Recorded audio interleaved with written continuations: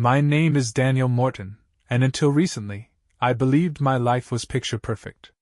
At 42, I had everything most people dreamed of: wealth, a sprawling mansion, 2 luxury cars, a thriving business empire, and a wife, Sophia, whose beauty could outshine Hollywood stars.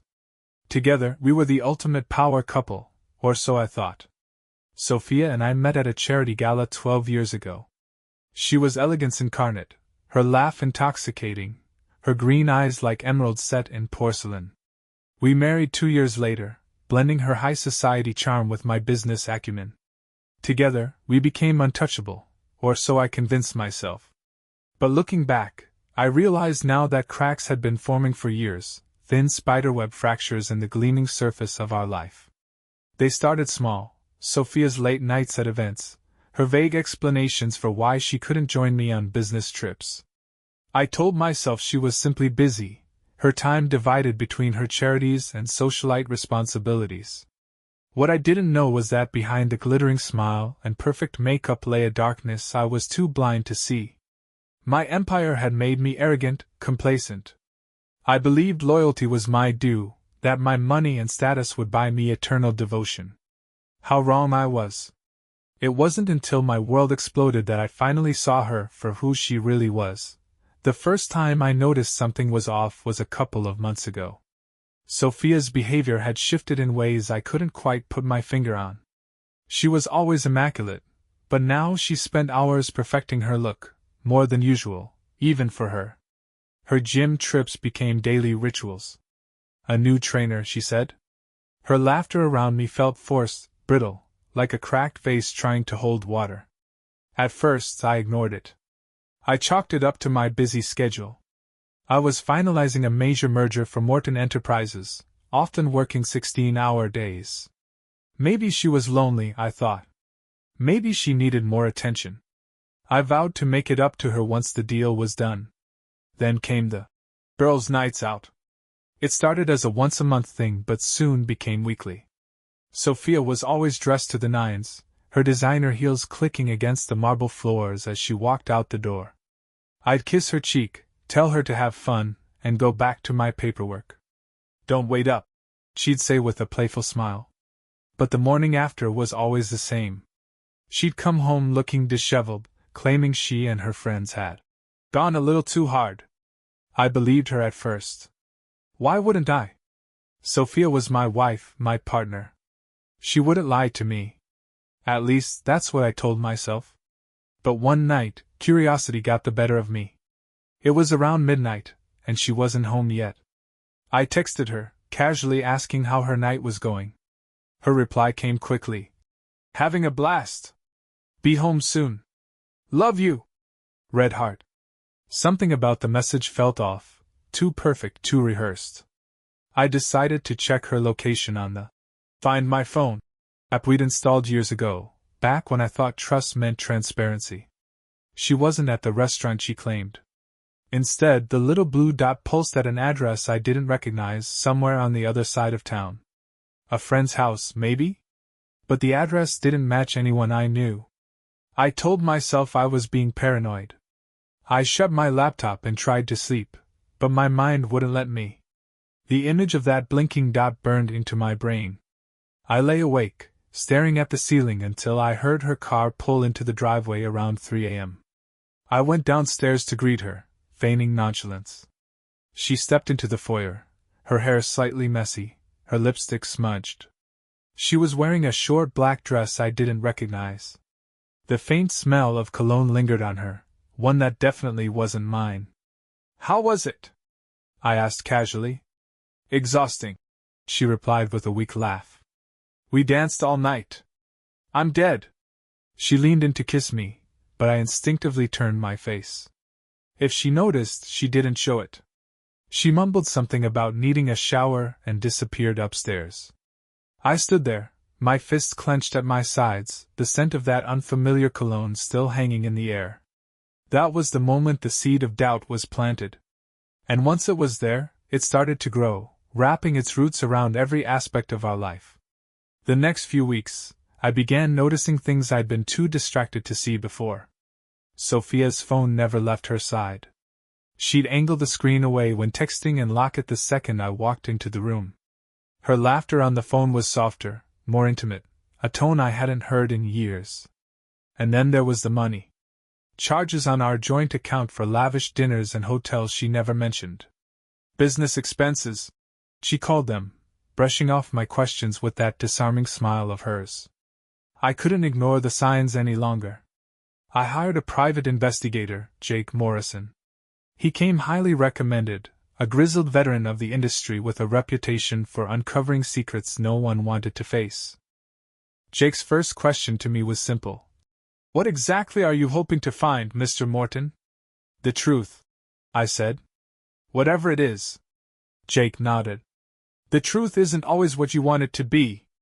Just do your job," I replied curtly. He did. Within a week, Jake had a folder thick with photos, receipts, and details that turned my stomach. Sophia wasn't just cheating, she was reveling in it. The dinners, the hotel stays, the secret rendezvous, it all painted a picture of a woman I didn't recognize. And the worst part? It wasn't just one man. There were three. 3 men. Different nights, different places. A web of betrayal so vast I could hardly comprehend it. Jake handed me a USB drive, his face grim. "This is the worst of it. You'll want to watch it alone." I waited until he left. Sitting in my office, I plugged the drive into my computer, dread pooling in my stomach. What I saw on that screen shattered whatever illusions I had left. Sophia, my wife, the woman I'd built a life with, was in a hotel room, surrounded by men. It was filmed like some sordid adult movie, every detail captured in brutal clarity. Her laughter, her moans, it was all there, seared into my mind forever. I slammed the laptop shut, my hands shaking with rage. In that moment, something inside me snapped. This wasn't just infidelity. This was humiliation, a complete and utter betrayal of everything we'd built. My decision was made. Sophia would pay for this. And I would make sure she felt every ounce of the pain she'd inflicted on me. The morning after watching the video, I couldn't look at Sophia without my blood boiling. She greeted me in the kitchen with her usual warm smile, dressed impeccably in her silk robe, sipping coffee like nothing had happened. It was a cruel reminder of how easily she lied, how she hid her deceit beneath a veil of elegance. "Morning, babe," she chirped, her green eyes sparkling. "I was thinking of hosting a dinner party next weekend. Something intimate. What do you think?" "Sure," I replied, keeping my voice neutral. "Sounds great." She didn't notice my hands tightening around the edge of the counter. I played along, giving her no reason to suspect anything had changed. Inside, though, I was already putting my plan into motion. If she thought she could betray me and walk away unscathed, she was about to learn how wrong she was. That day, I started cutting off Sophia's lifelines one by one. First, I called my financial advisor. "I want you to freeze every joint account Sophia has access to," I instructed. "Transfer my assets to an independent account under my name only." The advisor hesitated. "Are you sure, Mr. Morton? That could raise—" "Just do it," I snapped. "Today." Next, I contacted my lawyer. If I was going to file for divorce, I needed every advantage.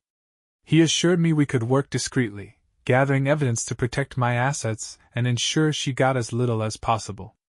As for the house, I had the locks changed that same afternoon. When Sophia went out for errands, I had a locksmith come in and install a new security system, one she wouldn't have access to.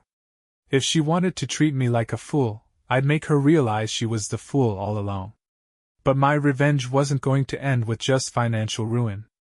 No, I needed something that would truly break her spirit, something she wouldn't see coming. And I knew exactly what that was. That night I set the stage. I made dinner reservations at a 5-star restaurant we frequented, where everyone knew us as the Mortons, the perfect couple. Sophia was delighted when I told her. "You've been so busy lately," she said, kissing me on the cheek. "I've missed this." I smiled back, a predator hiding behind a mask. "Me too." Sophia wore a red dress that hugged her curves, paired with diamond earrings I'd given her for our anniversary. She looked stunning, and it infuriated me that she had probably worn the same dress for one of them. At the restaurant, we were greeted like royalty. The maitre d' led us to a private corner table, and the wait staff hovered attentively, refilling our glasses before they were even half empty. Sophia beamed, basking in the attention. "To us," she said, raising her glass of champagne. "To us," I echoed, my voice calm, hiding the storm inside. Over the next hour, I played the role of the doting husband. I listened intently as she talked about her day, complimented her dress, and even held her hand across the table. If she noticed anything off, she didn't show it. But I wasn't just there to wine and dine her.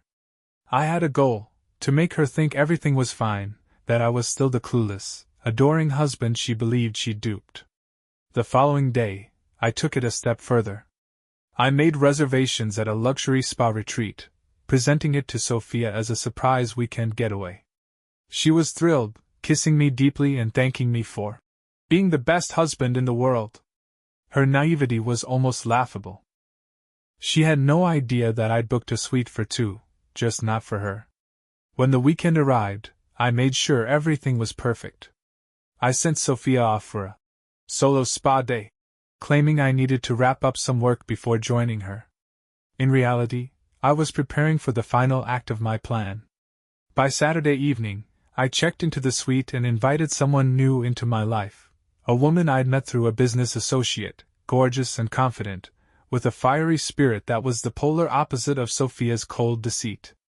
Her name was Isabella, and she knew exactly why she was there. "Are you sure about this?"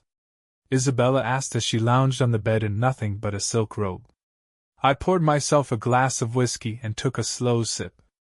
"More sure than I've ever been about anything."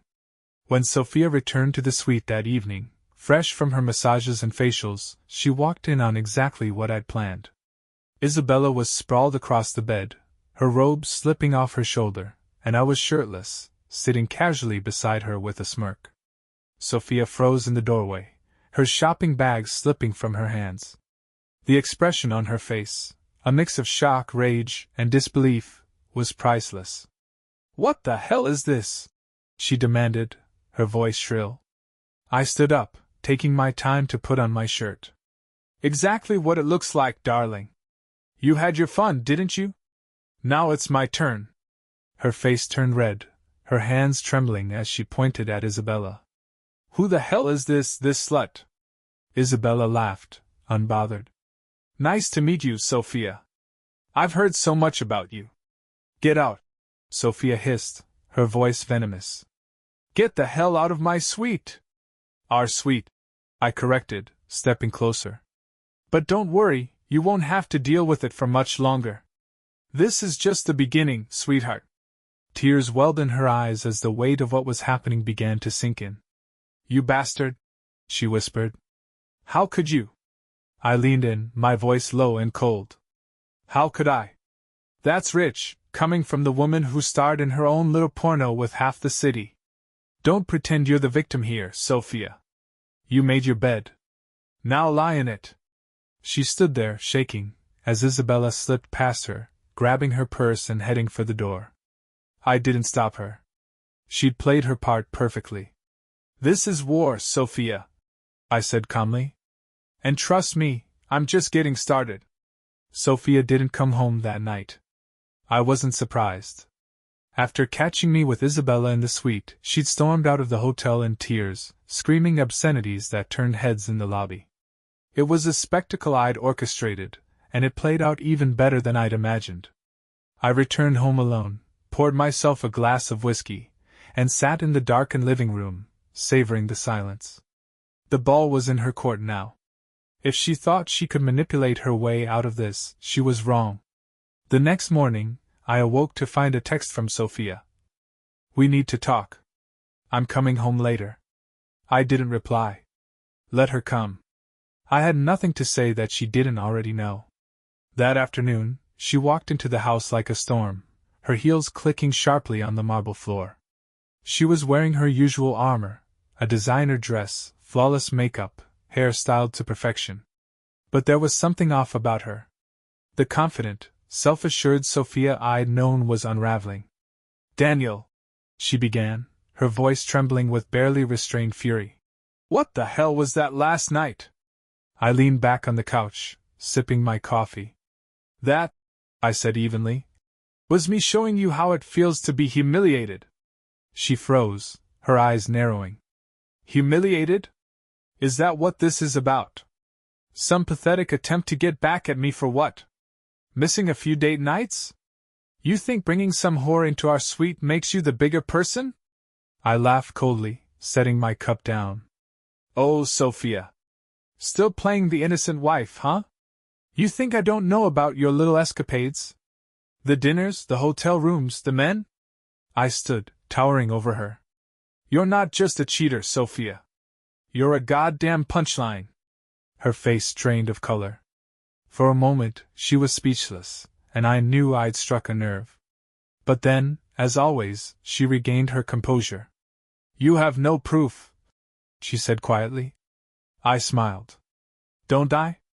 I pulled my phone from my pocket and opened the video Jake had given me. Her expression darkened when she saw the thumbnail, a freeze frame of her, half naked, surrounded by those men. I hit play, letting the audio fill the room. Her breath hitched as her own voice echoed through the space, sultry and full of desire. She reached for the phone, but I stepped back, holding it out of her reach. Stop it! She screamed. Turn it off! I paused the video, my gaze never leaving hers. You didn't care who saw you in that room, did you? So why does it bother you now? Tears welled in her eyes. Where did you get that? Does it matter? I snapped. The question is, why did you do it? Was it for the thrill? The attention? Or did you just enjoy spitting on the life we built together? Her hands trembled as she sank onto the couch. For the first time in our marriage, I saw real fear in her eyes. It wasn't supposed to happen like this, she whispered. Don't, I interrupted. Don't you dare play the victim here. You had everything, Sophia. A life most people can only dream of. And you threw it away for what? A handful of strangers? She buried her face in her hands, sobbing. I made a mistake, she choked out. I wasn't thinking. Mistake? I laughed bitterly. This wasn't a mistake, Sophia. This was a choice. Over and over again, you chose to betray me. And now you're going to pay for it. She looked up, panic flashing in her tear-streaked face.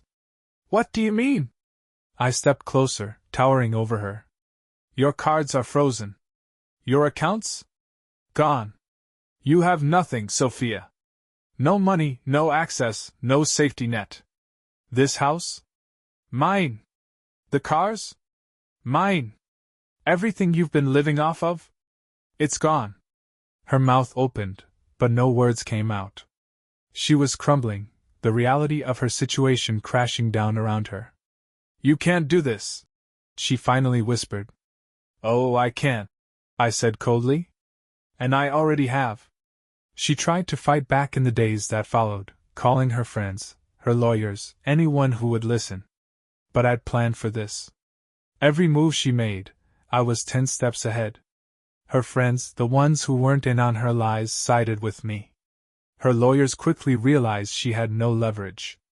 I'd stripped her of everything, just like she'd stripped me of my dignity. But it wasn't enough. Not yet. A week later, I invited her into my office. She entered cautiously, her face pale and her confidence shattered. What do you want now? She asked bitterly. I handed her an envelope. This is your way out. Sign the divorce papers, and I'll let you walk away with enough to start over. Fight me, and I'll release the video. Everyone will see what you really are. She stared at me, her hands trembling. You wouldn't. Try me, I said. Tears streamed down her face as she opened the envelope and saw the documents inside. It was all there, everything meticulously detailed, leaving her with no room to argue. You're a monster, she spat, her voice shaking. No, Sophia, I said, leaning in close. I'm the monster you created. Sophia sat in my office, her trembling hands clutching the divorce papers. I watched her tears fall onto the pristine white pages, her makeup smudging as she struggled to hold herself together. For years, she had been the embodiment of poise, the queen of her domain, always in control. Now, she was reduced to this, a hollow shell of her former self. And yet, I felt no sympathy. "Why are you doing this to me, Daniel?" she asked, her voice cracking. I leaned back in my chair, steepling my fingers. "You brought this on yourself, Sophia. You could have had everything. Hell, you did have everything. But you threw it away for cheap thrills. Don't act like you're the victim now." She looked at me, her green eyes swollen and red. "I made a mistake," she said, her voice barely above a whisper. "I don't know what came over me, but I'm sorry. I'll do whatever it takes to make this right. Please don't do this." Her words rang hollow, like a badly rehearsed performance. She wasn't sorry for what she'd done, she was sorry she'd been caught. I stood, walking around the desk until I was towering over her. "Do you think I'm stupid?" I snapped. "Do you think you can just say a few words, shed a few tears, and make me forget about the fact that you humiliated me? That you turned me into a joke? That you made us into a joke?" She flinched at my tone, but I didn't care. I was beyond holding back. "Sign the papers," I said coldly. "End this now, or I promise you, Sophia, your life will become a living hell." For a moment, she didn't move. Her hands shook, and her breathing hitched. Then, slowly, she picked up the pen. With each stroke of her signature, it was as if the last remnants of her defiance drained away. When she was done, she dropped the pen on the desk and glared at me. "I hope you're happy," she spat. "I hope this makes you feel like a man." I smirked. "Oh, trust me, Sophia. I feel more like a man than I ever did while I was married to you." With the papers signed, Sophia had no choice but to leave. I gave her 2 days to pack her things, not that there was much left for her. She begged for her jewelry, for the designer clothes I'd gifted her over the years, but I denied her every request. "You wanted freedom," I said as I watched her shove her belongings into suitcases. "Now you get to see what it really feels like." Her response was silence, her lips pressed into a thin line as she fought back tears. When she finally left, the house felt different, lighter. For the first time in years, I didn't feel suffocated by her presence. I stood by the window, watching as she drove away in an old sedan I'd bought for her years ago, her sleek luxury car repossessed and sold to cover some of her mounting debts. It should have felt like a victory. But deep down, I wasn't satisfied. Not yet. The next stage of my plan was simple: dismantle what little life she had left. I didn't want her to recover from this. I wanted her to feel every ounce of the pain she'd inflicted on me.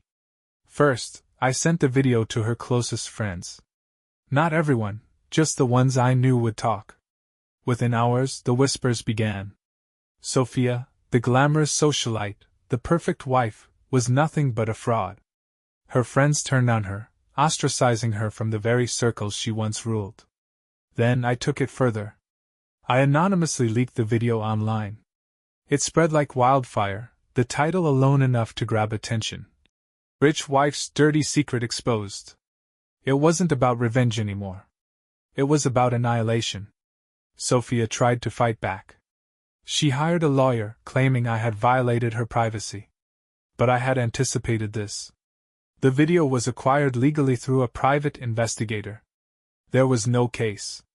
Meanwhile, I made sure every professional avenue was closed to her. She couldn't get a job, couldn't rebuild her image.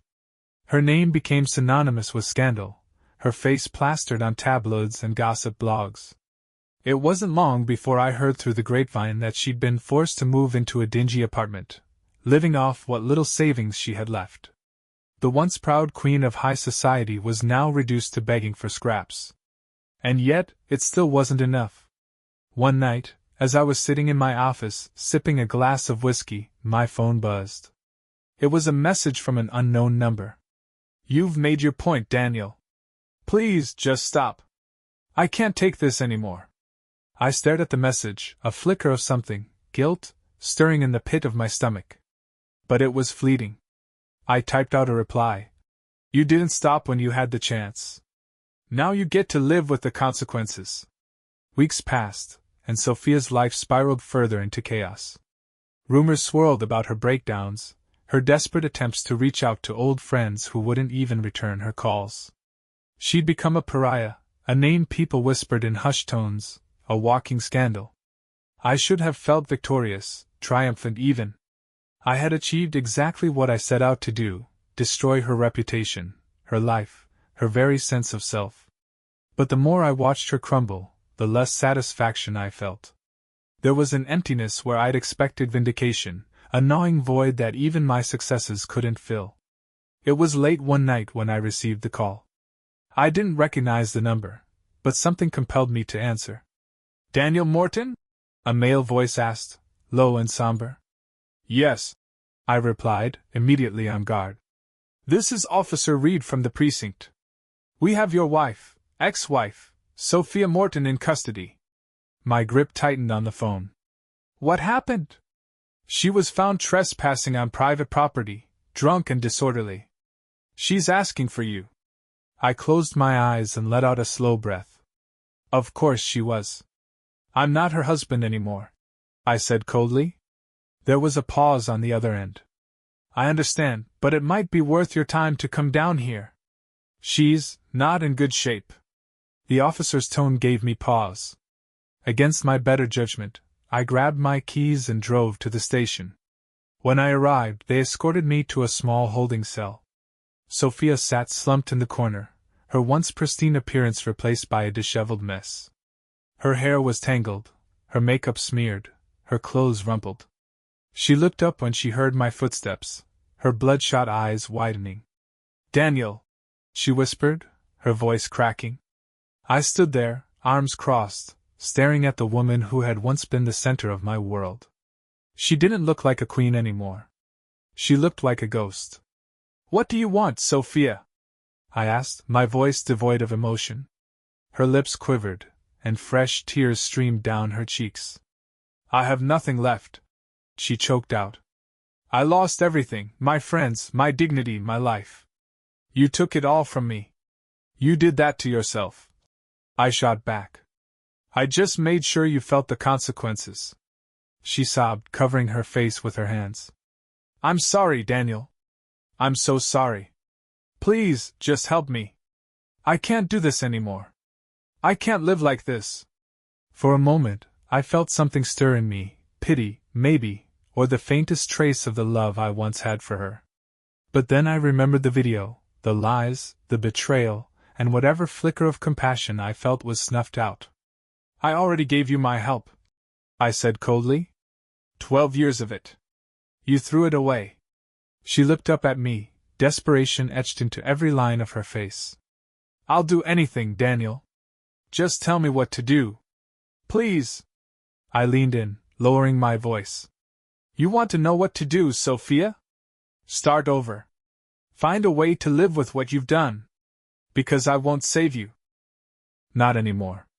Her sobs grew louder as I turned and walked out of the room, leaving her behind. Driving home that night, I couldn't shake the image of her broken figure. The mighty Sophia Morton, reduced to nothing. It should have been satisfying. It should have felt like justice.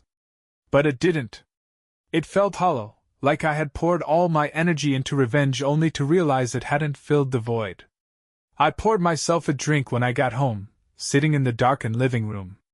The house felt empty, devoid of the life it once held. The silence pressed down on me, suffocating. I had won. I had destroyed her. And yet I felt like I'd lost something too, something I couldn't quite name. The next morning, I received another text from an unknown number. I know you hate me, but I need help. Please. I stared at the screen, my thumb hovering over the delete button. But I didn't press it. Not yet. Sophia's text lingered on my phone like an itch I couldn't scratch. I know you hate me, but I need help. Please. I read it over and over, my thumb twitching over the delete button. She'd said all the right words to pull at my emotions, words designed to manipulate. But I wasn't that man anymore. I wasn't the fool who'd blindly trust her smile or believe her lies. And yet a part of me, small, quiet, and deeply buried, still wanted to respond. I let the phone slip from my hand and ignored the message, throwing myself into work instead. I had meetings to attend, mergers to finalize, and employees who depended on me. The life I'd built before Sophia, and the one I'd now reclaimed without her, demanded my attention. Still, she found ways to intrude. 2 days later, she showed up at my office. My assistant, Grace, knocked on the door hesitantly, her usual professional demeanor replaced by visible unease. "Mr. Morton, your ex-wife is here," she said softly. "She, insisted on seeing you. Should I call security?" My jaw clenched, the thought of her barging into my sanctuary sending a fresh wave of irritation through me. "No," I said after a moment. "Send her in." Grace nodded and disappeared. Moments later, Sophia walked in, and I barely recognized her. Her once meticulously groomed appearance was a shadow of what it had been. Her hair was unkempt, her designer clothes wrinkled and ill-fitting. She looked like she hadn't slept in days, her eyes hollow and rimmed with dark circles. She closed the door behind her and stood there, staring at me. "Daniel," she began, her voice trembling. "Thank you for letting me in." "I didn't do it for you," I replied, gesturing for her to sit. "I'm curious to hear what excuse you'll come up with this time." She flinched at my tone but obeyed, sinking into the chair across from me. "I know I'm the last person you want to see," she said quietly. "And I know I've ruined everything. But I'm out of options." "Get to the point, Sophia," I said curtly. She took a deep breath, clasping her hands together as if to steady herself. "I need help, Daniel. I'm drowning. I can't afford my rent. I've lost everything, my friends, my connections. My reputation is destroyed, and I don't know how to fix it." I stared at her unmoved. "Why is that my problem?" Her eyes welled with tears. "Because you were my husband," she said, her voice breaking. "You loved me once. I know I don't deserve it, but I'm begging you. Please, just give me something to start over. A chance to rebuild my life." Her words hung in the air, heavy and desperate. I leaned back in my chair, studying her. This was the same woman who had sneered at me when I first confronted her, who had lied and cheated without a second thought. And now she was begging for my mercy. It should have been satisfying. It should have made me feel powerful. But all I felt was disgust, at her, and maybe at myself. "I already gave you everything, Sophia," I said, my voice cold. "You chose to throw it away. You chose them over me. And now you want me to clean up the mess you made?" Her tears spilled over, and she shook her head. "I wasn't thinking, Daniel. I was stupid and selfish. I see that now. But you have no idea what it's like, being out there with nothing. No one will even look at me anymore. Please, just give me enough to start over. I swear I'll disappear. You'll never have to see me again." For a long moment I said nothing. I could feel her desperation radiating off her like heat, her fragility a stark contrast to the confident, manipulative woman I'd married. Finally I leaned forward, resting my elbows on the desk. "Here's the thing, Sophia," I said slowly. "I'm not your savior. I'm not your safety net. You don't get to come crawling back to me now, after everything you've done, and expect me to fix your life." Her lip trembled, but she didn't interrupt. "But," I continued, "I'll tell you what I will do. I'll give you one chance. One opportunity to prove to me that you're not the same selfish, lying person you were." Her eyes lit up with hope, and she leaned forward eagerly. "Anything, Daniel. Just tell me what I need to do." I smiled, though there was no warmth in it. "You'll work for it." Her face fell. "Work?" I nodded. "That's right. No handouts, no easy way out. I'll give you a job, menial, degrading, and far beneath the lifestyle you're used to. You'll earn every penny. And if you so much as complain, you're done. Understand?" She blinked at me, stunned. You want me to work for you? Take it or leave it," I said. For a moment she hesitated, and I could see the pride warring with desperation in her eyes. Finally she nodded. Fine. I'll do it. Good, I said, standing. Report to Grace tomorrow morning. She'll give you your assignment. As she stood to leave, her shoulders slumped. I felt a flicker of something, pity, maybe, or satisfaction. Thank you, Daniel, she said softly, glancing back at me. Don't thank me yet, I replied. You'll hate every second of it. When Sophia arrived at my office the next morning, she looked even worse than the day before. Gone were the tailored dresses and high heels. She was dressed simply in jeans and a plain blouse, her hair tied back in a loose ponytail. She looked like someone who had been through hell, and she had. Grace didn't bother masking her disdain as she handed Sophia a clipboard and a schedule. You'll report to the building maintenance team, Grace said curtly, barely sparing Sophia a glance.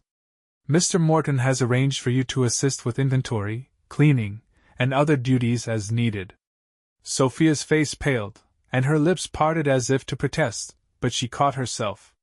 She nodded mutely and followed the directions Grace had outlined. The first task I assigned Sophia was to clean the warehouse attached to the Morton Enterprises headquarters. It was a sprawling, dusty space where supplies were stored and deliveries were coordinated. When I stopped by later that afternoon, she was on her hands and knees scrubbing the floor. Her once manicured nails were chipped and dirted, and sweat dripped from her forehead as she worked silently. She glanced up when she saw me, her expression a mixture of shame and anger. Is this what you wanted, Daniel? She asked bitterly. To see me like this? I crossed my arms and leaned against the doorframe. I wanted you to understand what it feels like to earn something, I said evenly. And maybe to experience a fraction of the humiliation you put me through. Her jaw tightened, and she turned back to her scrubbing without another word.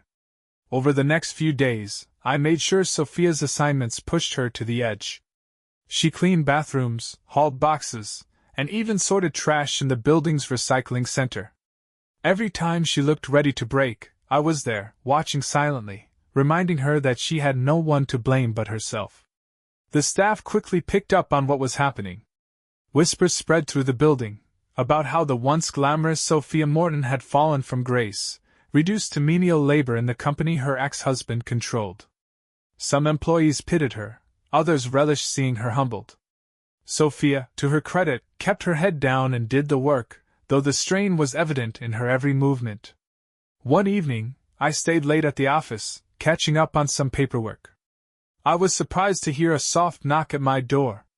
Come in, I said, expecting Grace or perhaps a late-working employee. Instead, it was Sophia. She stepped inside hesitantly, clutching the clipboard she'd been carrying all day. Her face was pale, her eyes hollow. What do you need? I asked, not looking up from my desk. She hesitated before speaking. I wanted to thank you, she said softly. That got my attention. I looked up, narrowing my eyes. Thank me? She nodded, swallowing hard. For giving me this chance? I know you didn't have to, and I know you hate me.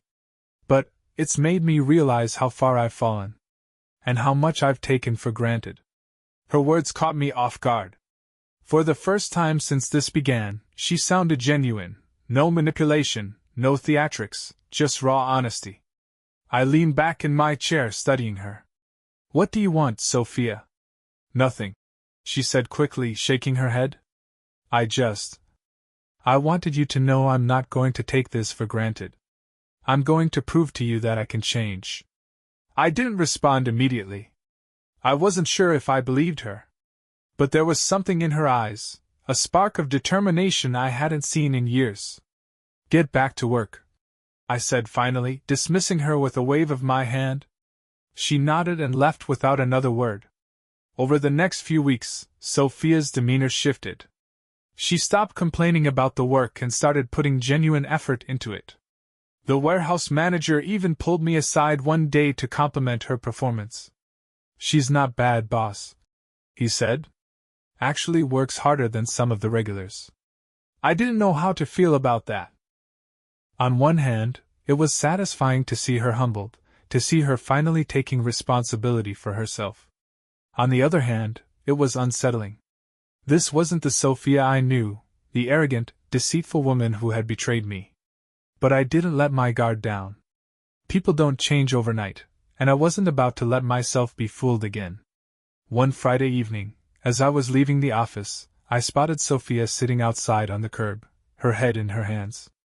Her shift had ended hours ago, but she hadn't left. "Why are you still here?"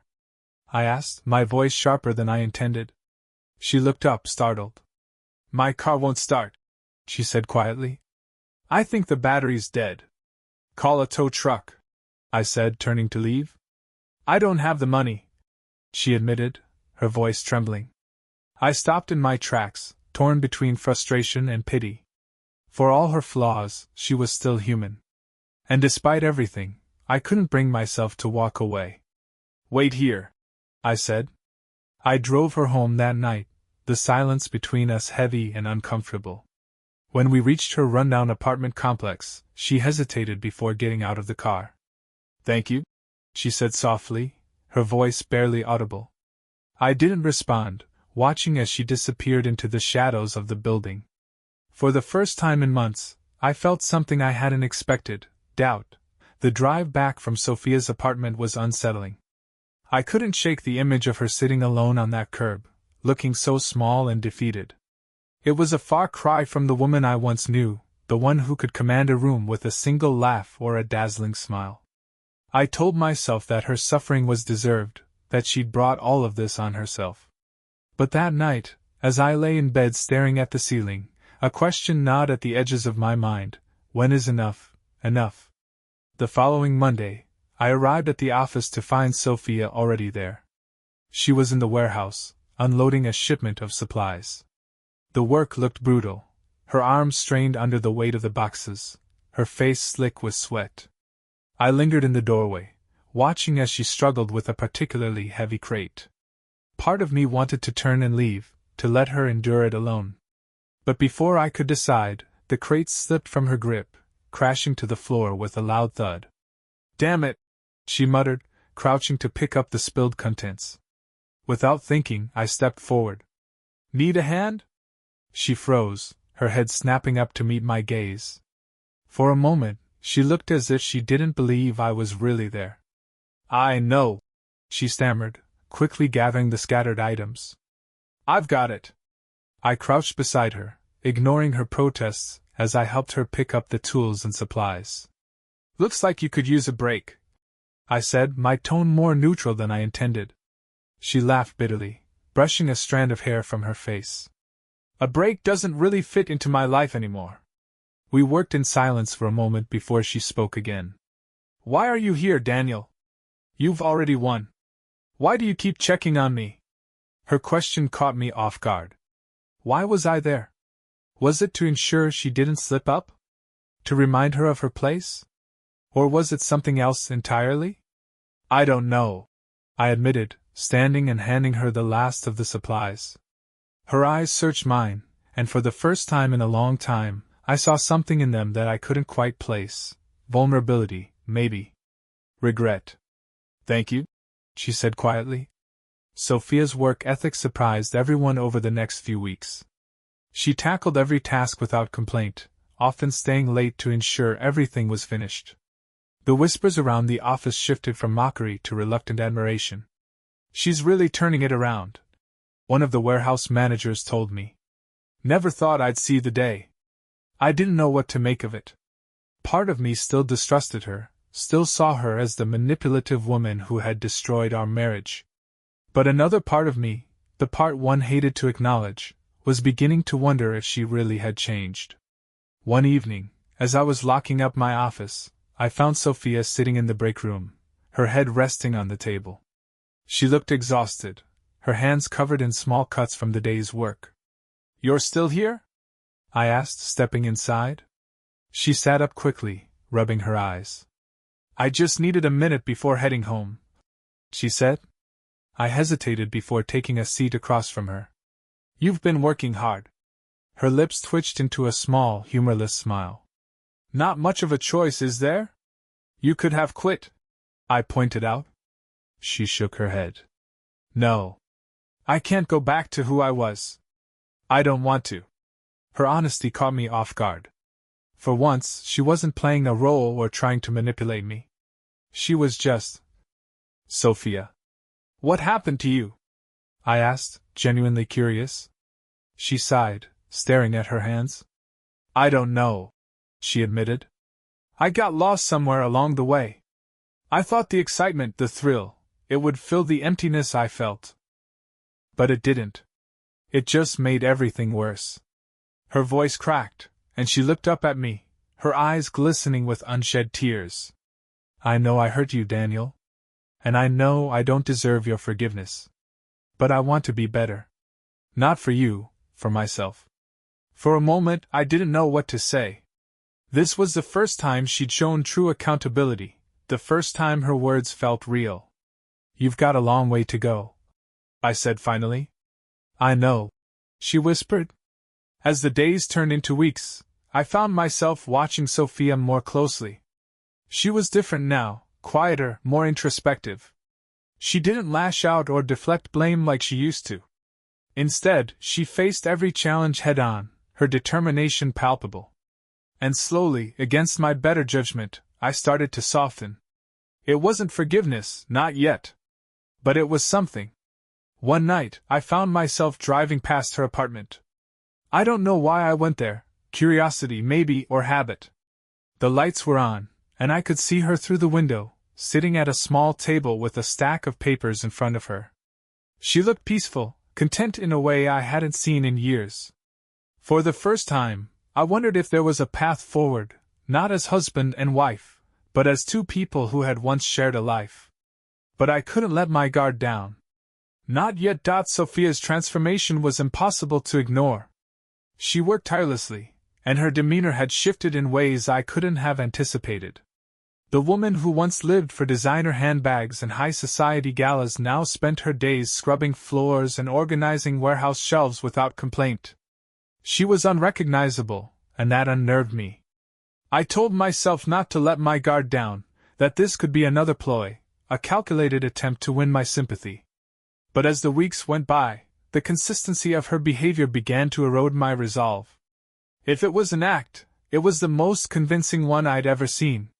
One Friday afternoon, I found her in the break room again, this time organizing a shelf of cleaning supplies.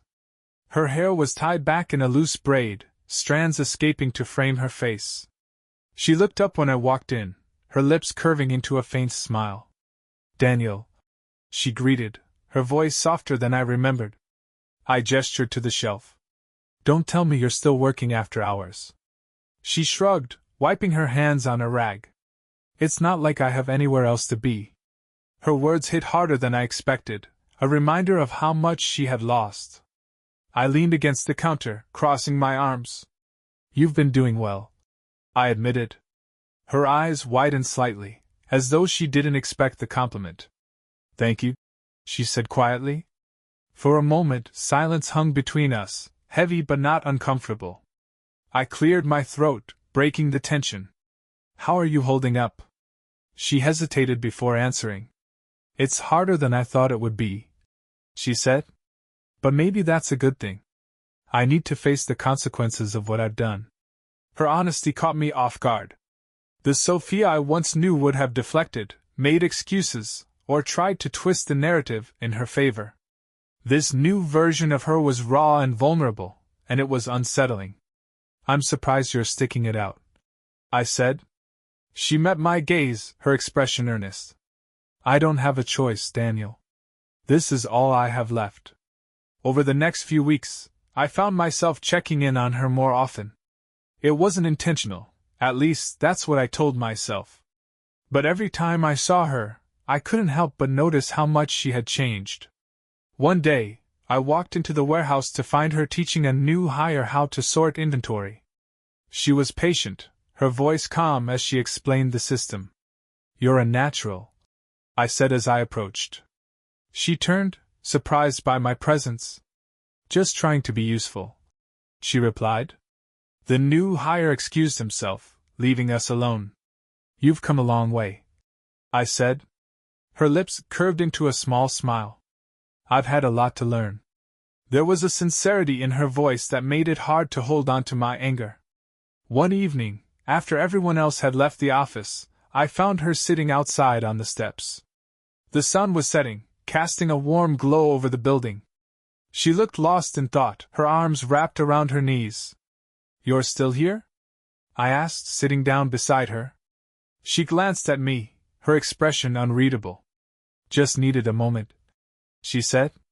We sat in silence for a while, watching the sky turn shades of orange and pink. "Why are you doing this, Sophia?" I asked finally.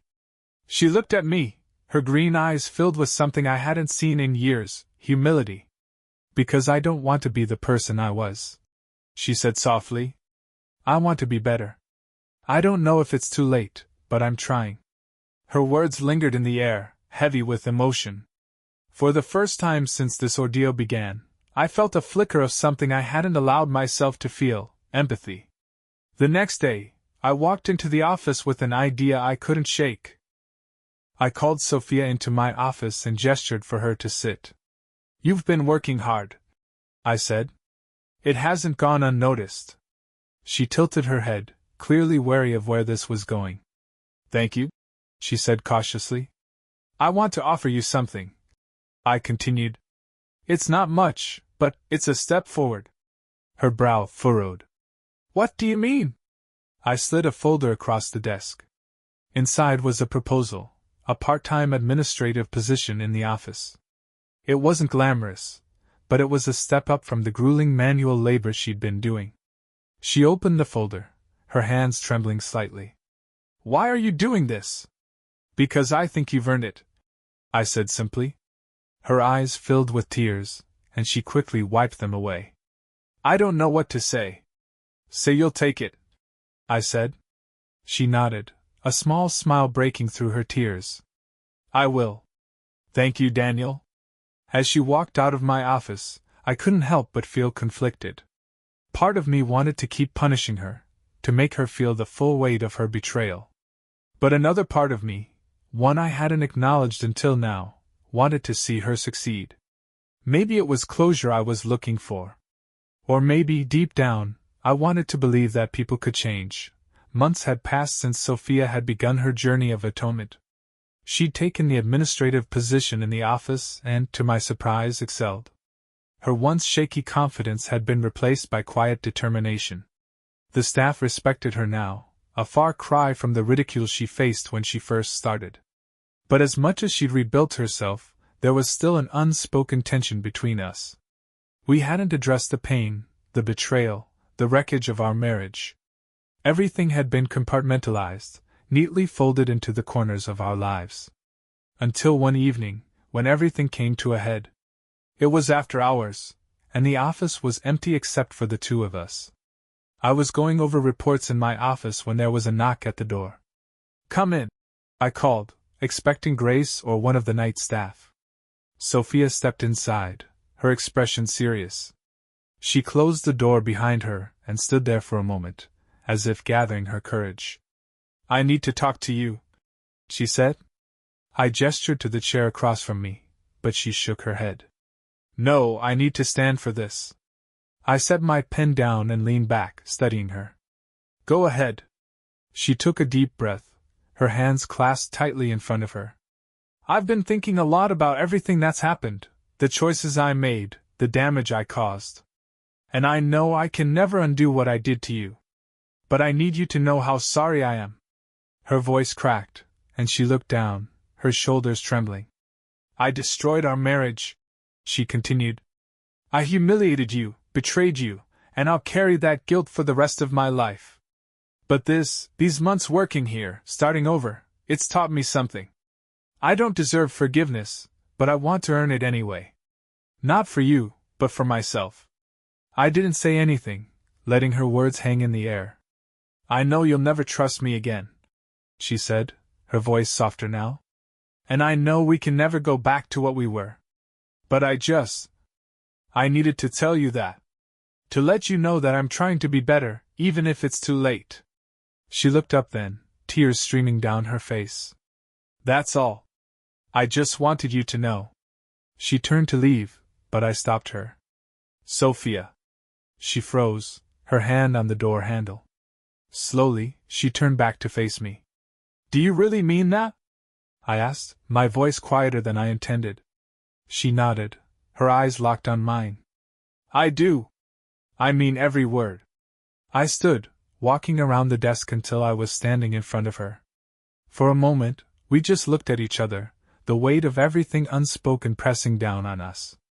I don't know if I can ever forgive you, I admitted. But I believe you're trying. And that's more than I ever expected. Her lip quivered, and she bit down on it to keep from crying again. I think it's time we both moved on, I continued. You need to find your own path, and I need to let go of this anger. It's been eating away at me, and I can't carry it anymore. She nodded slowly, wiping her tears. I understand. There was a long pause, and then I extended my hand. Good luck, Sophia. She stared at my hand for a moment before taking it. Her grip was firm, and for the first time in months, I saw a spark of the woman I'd fallen in love with. Only now, she was different. Thank you, Daniel, she said, her voice steady. The next morning, Sophia handed in her resignation. She left quietly, without fanfare, but not without leaving an impression. The staff spoke of her transformation, of how she'd turned her life around. As for me, I felt a strange sense of peace. It wasn't forgiveness, not entirely, but it was enough. I'd spent so long consumed by my need for revenge that I hadn't realized how much it had taken from me. Letting go was the hardest thing I'd ever done, but it was also the most freeing. Months later, I heard through the grapevine that Sophia had moved to a small town upstate. She'd started working for a nonprofit, helping women rebuild their lives after hardship. It seemed fitting, in a way, her own version of redemption. As for me, I focused on my business and slowly began to open myself up to the idea of a new chapter. I wasn't there yet, but for the first time in years, I felt like I could be. Sophia and I had both made mistakes, but in the end, we'd found a way to move forward, not together, but as better versions of ourselves. And maybe that was enough.